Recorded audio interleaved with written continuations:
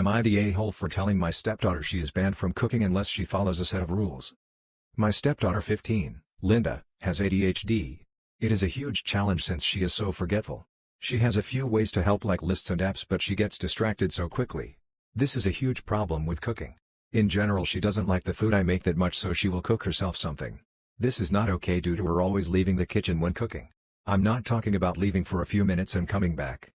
Linda will leave for long periods of time and usually results in a burnt mess on the stove. My husband and I have told her so many times that she needs to set an alarm of something if she leaves. She doesn't.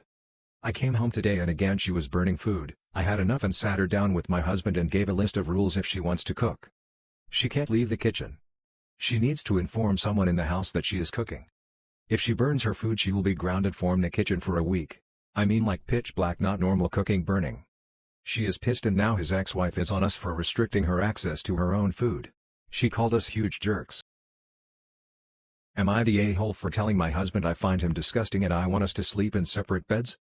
My husband, 43M, and I, 31F, welcomed our second child 4 months ago.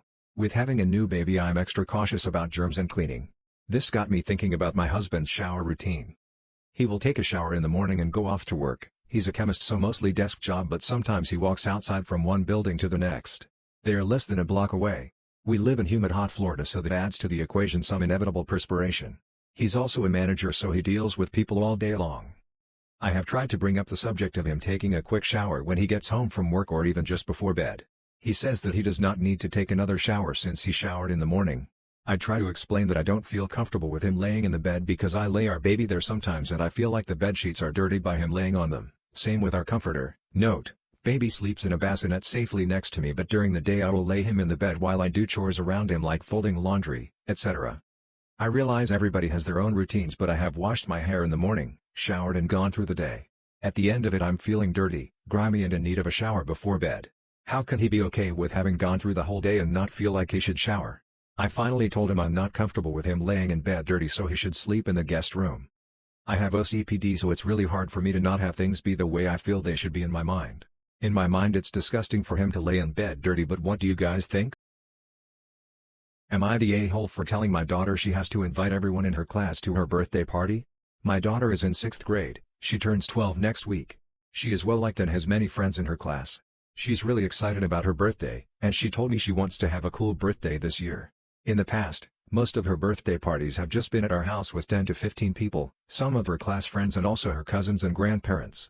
She's changed a lot this year, though. Middle school and all. So anyways, I asked if she wants her birthday party to be at a new laser tag place that opened nearby, and she was really happy. She's been planning the color scheme, theme, and decorations enthusiastically, and she even made invitations online that she asked me to print out.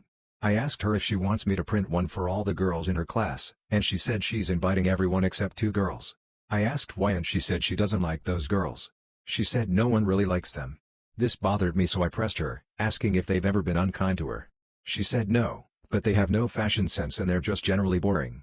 I didn't like the way she was talking, so I said she has to invite them too, if she's inviting literally every other girl in class.